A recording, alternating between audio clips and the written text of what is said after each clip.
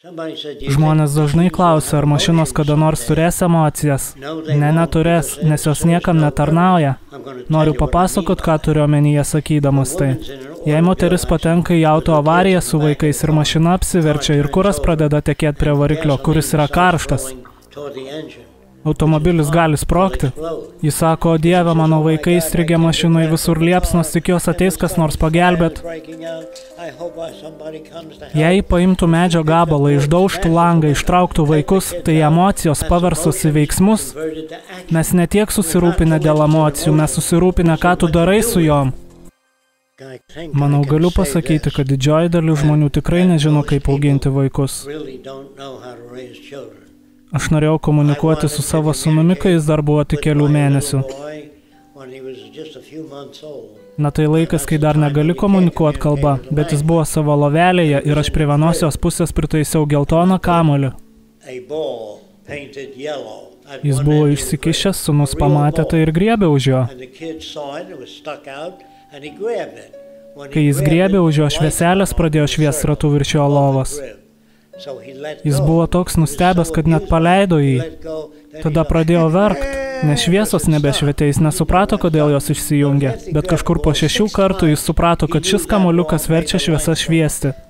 Kai tai nusistovėjo, pritaisiau kitos spalvos kamuolį prie kitos jo lovos pusės. Ir sūnus prišliaužė iš karto ir griebė už jo. Jis pasižiūrėjo į viršų, tačiau šviesos nešvietė virš jo lovos, bet švietė ant sienos. Taigi jis žinojo, kad tas kamuoliukas kontroliuoja šviesas ant lubų, kitas kamuoliukas kontroliuoja šviesas ant sienos.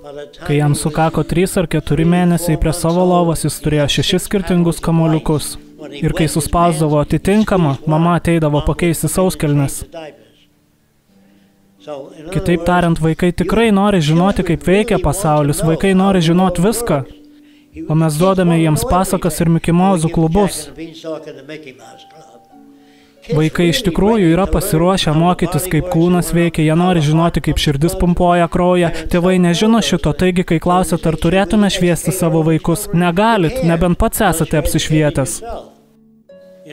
Kunigas kartą man pasakė, aš netikiu tavim. Aš žinau 2 vaikus iš tų pačių namų, vienas tapo kunigu, o kitas tapo gangsteriu.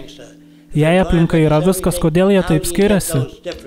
Aš atsakiau, kad tą sekundę, kai elgiesi su vienu vaiku skirtingai nei su kitu, formuoji skirtumus juose.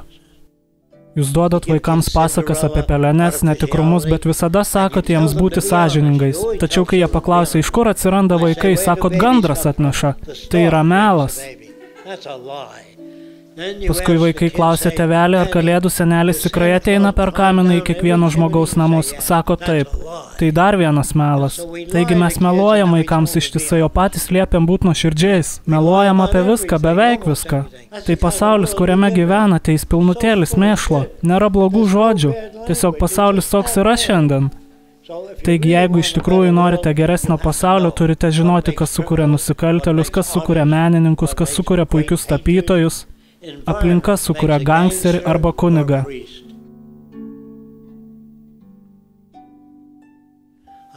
Nuėjau pas grupelę psichologų ir paklausiau, ar manote, kad yra toks dalykas kaip žmogaus prigimtis. Jie sako taip. Vienas iš jų yra pavydas. Pasakiau, duokit man pavyzdį, ką turite omenyje sakydamas pavydas, nes noriu tiksliai suprast žmogų. Jis sako, kai aš pasiimu katę ir padedu ant savo kelių, mano šuo urzgia.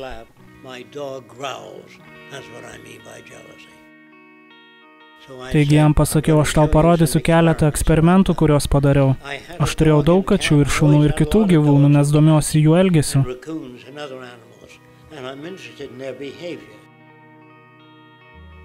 Aš daviau šuniui šviežių kepenėlių truputėlį ir tada pasiėmiau katę.